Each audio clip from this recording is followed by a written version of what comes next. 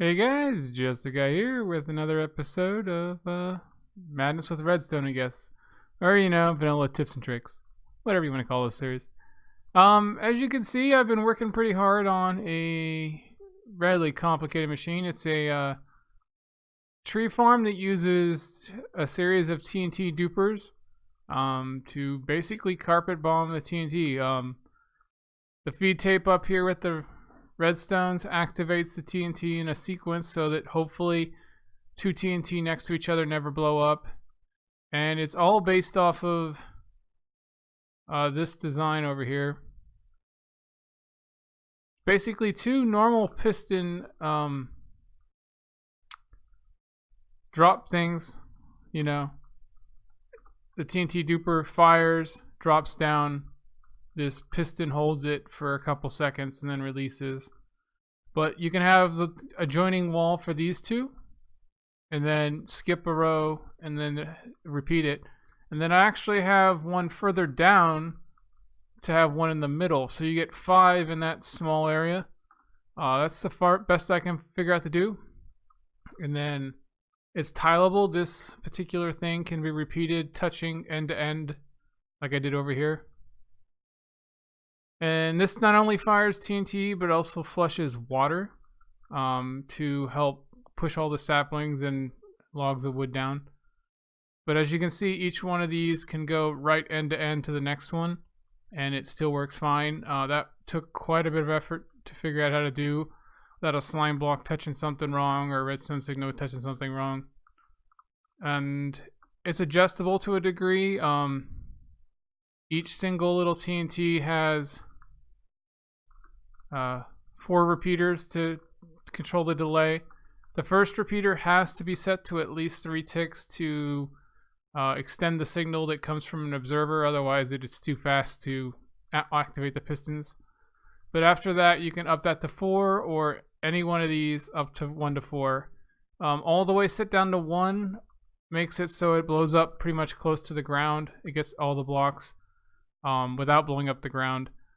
And then you can adjust it higher or lower depending on the type of tree you're using. When I do big trees, I like to set the ones on the outside up a little higher to get the stranded branches.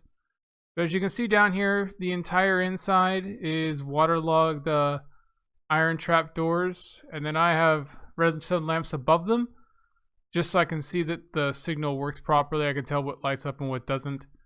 So that flushes everything, and then the actual water chambers themselves, or the TNT chambers themselves, have water in them as well, like as you can see right here, that flushes out, so that almost every square inch of the tree farm gets flushed with water. It doesn't prevent all losses, but it does significantly help prevent some. And then if we turn it on here, just a regular hopper clock. It's set to pretty high. It's 128, I believe, or 264s and 28. So it's like 140 or 152 or something like that. I don't know. But 1/2 is the water flushing, and they use these falling edge detectors, so they only go off once when the signal changes, and it's inverted. So that it just goes off once when the signal changes, and it doesn't double fire the water or the TNT. And it does the same on this little torch tower up here to firing this piston feed thing to make it go once, and then all these update just by the observers to push every block forward one. And every time the block goes over one or next to one of these note blocks, it sends the signal down to drop the TNT right here, and the signal keeps going, and then it comes here to close and unclose the things. And every time a signal is sent down from any of the TNT dispensers, it also goes down here. Oh wait, no wait. As you just saw, that flash, that was the water. That's every time the other half of the clock goes, the water flushes. Now this is why the delay is so long. It takes quite a while for the water to fall all the way down. I basically, if you want to have the TNT drop faster, you're going to have to get rid of the flushing. But this does let it all go. And let me turn it off real quick. That way it's ready to be TNT when we start it up again. But there was quite a few problems with this. But the main thing is all fixed. Nothing messes up. These particular obsidian walls, you don't need them per se. But if you don't use them, you're going to have to increase the collection area by quite a bit. Because the items float when they hit the water and then they fly out everywhere. Or the team blows out everywhere. If you don't want to use obsidian, you can have the blocks come out about 6 or 7 further. And then they won't get destroyed by TNT. It really depends on how you want to do it. Now, like I said, it's tileable as much as you want, right? You can actually start another section right here on this line. If you put another one down, it'd be just like this middle with the 2 adjoining sides. So as much as you want sideways, as much as you want length or width. There is some gaps, as you'll see. No matter, I couldn't figure out a way to really prevent that. As you can see, it's a solid 3 rows, and then there's a gap, solid 3 or solid 2 and a gap. You could alternate the middle ones to be opposite directions, but I just found this works best. But you can make this as big or as small as you want. In terms of dirt, you can place it as much as you want. Obviously, all you do is you put it 1 block above the water sources so it flows underneath. I prefer, for maximum efficiency, so to speak, well, not maximum, but compromise between efficiency and volume or quantity, is you want to have it be 3 blocks out from all sides, and then you can either have a long strip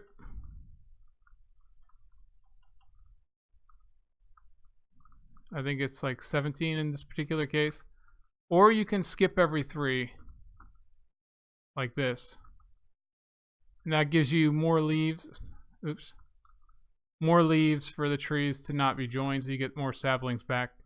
If you don't care about saplings at all, just cram it all in there. This thing can blow up pretty much everything in here. If you do the taller trees, like I said, you might want to adjust some of the timings on the TNT to explode a little higher to prevent the jungle wood trees and stuff from things. But this is 25 blocks. Oops. Oh, I'm not in survival. But 25 blocks from here to the top of this right here, the bottom. So it's 27 total from the ground to the top. That's more than enough for even the 4 tall trees for pretty much to be all done. You could make it taller if you wished, but the TNT probably wouldn't reach far enough down. That's about as much as you can do because there's almost no delay in this particular starting thing. In terms of payout, when it was bugged, I've been sitting on this particular build for a little while because there was a weird bug where if you planted trees and there was a block above it, it would not grow, or if it was a dirt block, it would grow in the block above it. So my farm didn't work for these for a while, but when they were bugged, then I got nothing but large oak trees. I got all this from 21 oak trees, all spaced 3 blocks apart. But now that it's not bugged anymore, I got about 46 saplings and a stack and a bit of oak from 21 saplings. And this is 15 2x2 saplings, 60 saplings used for spruce. So it came out ahead with lots and lots of wood. Same with dark oak. It didn't quite come out as ahead, but even when I do just a single dark oak sapling, it doesn't come out ahead very often because you don't get very many saplings. Same with jungle. Particular run I did gave you lots and lots of wood, but not a lot of saplings. Single jungles, again, that was really bad. I don't know what jungle is just bad. Birch, though, came out ahead, 21 to get 41. And then acacia came out really far ahead. So the leafier plants that don't mess up seem to be really good. The 2x2 trees will work in here, but again, I wouldn't expect the results to be great even if you have it spaced out as much as possible. About 5 blocks seems to give you the absolute best results, but then you're not getting much out of it, and you're still losing some occasionally. But here, let me set this up real quick, and I'll show you what it looks like. Alright, so there's all set up. Unfortunately, I could not figure out a way to make it so it doesn't blow up the dirt blocks. You can set it so that they blow up and not blow up the dirt blocks, but then you usually have a log or two left on the bottom. It just seems like TNT dupers are not quite as... Let's do oak. Oops. TNT dupers are just not quite as precise as a dispenser, and I can't get it to blow up at the exact same spot every single time. There's just a little bit of variety. There is a couple sea lanterns in the ground. I find that you need to have at least one sea lantern within like a block of these floating podiums if you want the trees to grow to get enough block light. They're growing super fast because my random tick rate's set really high for testing purposes, but I mean, basically you would just plant them like this and then go away for a while, you know, a couple Minecraft days later or whatever, blow it up. So like I said, unfortunately I couldn't figure out a way to make it not blow up the dirt without, if you want to get all the logs. If you don't mind missing the bottom log or so, you can put a little bit of delay in the explosions and it'll not blow up the dirt blocks, because putting the dirt blocks back down in survival is a pain. But as you can see, you got a bit of randomness. Got the big ones, the little ones, anything in between. And then you just come up here, flip the switch, and it should go. Now, I think the TNT should drop soon. And I'll edit this until it comes, because I don't know how long it is. It's about a 2 to 3 minute delay between cycles. So it does take a while, because I'm trying to save losses. So it blows up, then it flushes with water, and then it blows up again. And unfortunately, the water makes it take super long. So it takes about a half an hour to blow up a full cycle usually. Oh, here we go. So only 2 went off that time, or 3. But as you can see, it got most of these, right? And then in a little bit, the water should come and it'll get the rest. It'll knock most of these off down into the water. But before I do that, I want to show you this. These redstone things, there's 2 blocks about every 4 is my general thing. And since all these activators are about 3 blocks apart, it should never do 2 at the same time that are next to each other. And it's sort of random how many drop. It's anywhere between 2 to 5 at one time, but it's just sort of an odd number of blocks. So it's sort of an odd number of things. Like the piston feed tape is just always an odd number, because there's always just be that 1 block gap. But I just found it to be the best way to sort of space out the explosions and randomize it. So here comes the water. And as you notice, all these items start to float up to the top. That's why the walls are here. When I didn't have the walls out, a lot of the items would float to the surface as the water drops down, then just shoot out the side. So, yeah. If you didn't want the walls, like I said, you'd have to have a much bigger catching area than where you're actually exploding stuff. And then, if you didn't want to use obsidian, you could have your walls be about 6 blocks out.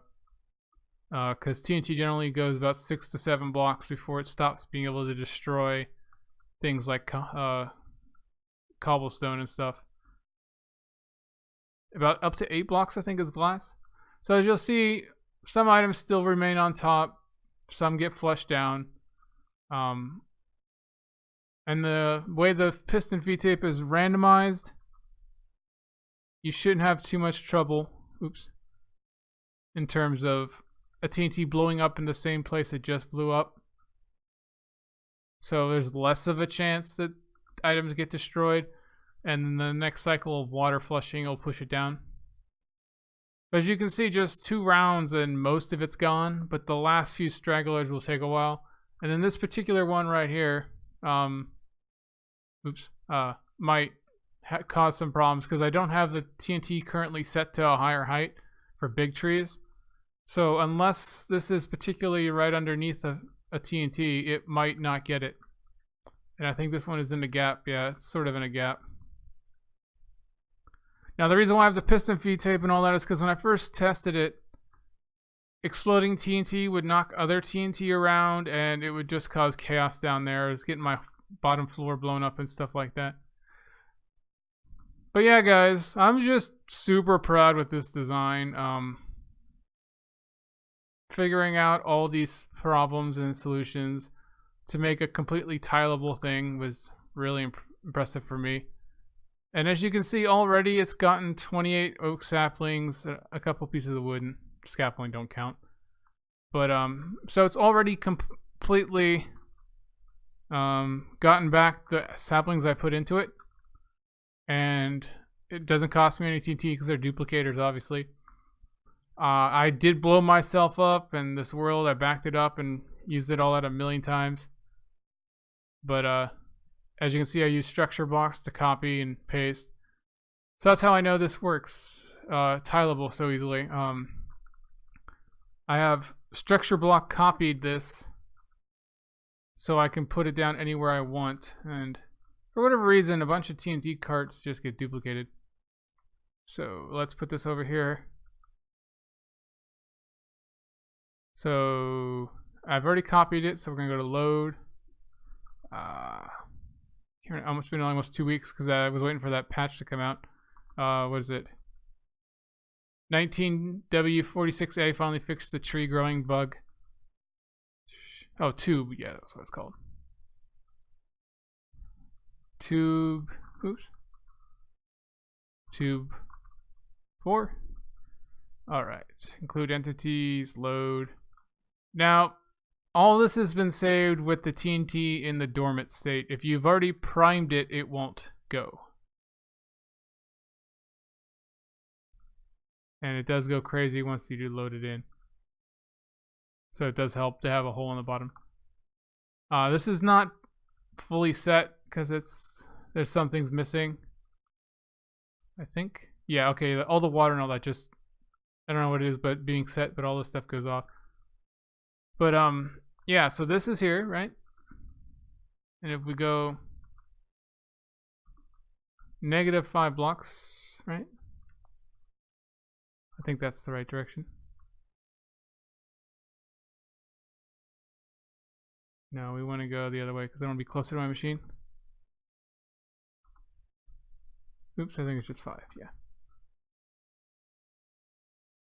As you can see, they're now right next to each other, and they cause no problems. They'll still both work.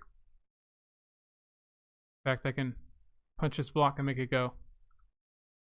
Now, as you notice, occasionally they get stuck forward. That actually stops it from running every single time the blocks go, which actually works in my advantage for my piston feed tape. That's why I have double redstone blocks. It doesn't always happen, and it's kind of weird, but yeah, so each one of these signals a different one. And then this is where the note block for this one goes. It'd have to be up higher 1 block, but I didn't copy it. And I can also go over here, and I think it's -16. Oops. When you say done instead of load, it'll show you word up here. I think that's right. Yeah, because they overlap a bit. Maybe.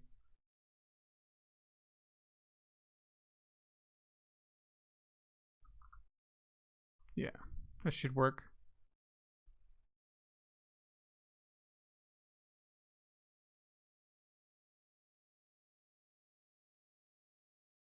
Some problems with the being no hole underneath, but as you can see, this middle part works just fine, just like it does here. These need to be rerouted a little bit, I guess, but it still does work tileable over side to side.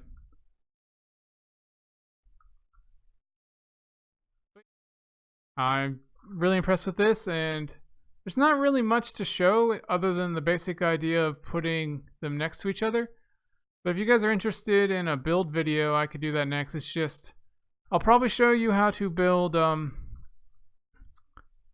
this little module itself, because it's just this tiled over a thing about 27 to 28 blocks high.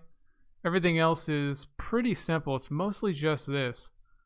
All these observers and note blocks and stuff are important because they can't interfere with each other Like, you know, this block solid block here is here, so that this redstone dust does not signal the next redstone dust, because this block to this block won't signal each other, you know. Weird stuff like that that I had to figure out the hard way.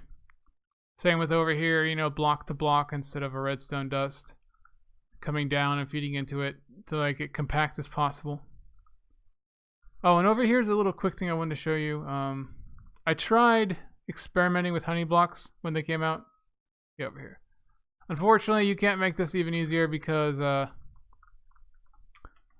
honey blocks can't transfer redstone power, so the honey block versions don't work.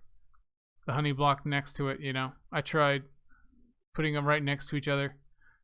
But yeah, honey blocks don't transfer power, so you can't put a detector rail on it to... you can't even put a rail down, to be honest. It won't go on it. So, yeah. But yeah, guys, I'm just super proud of this. The Scalable TNT based tree farm.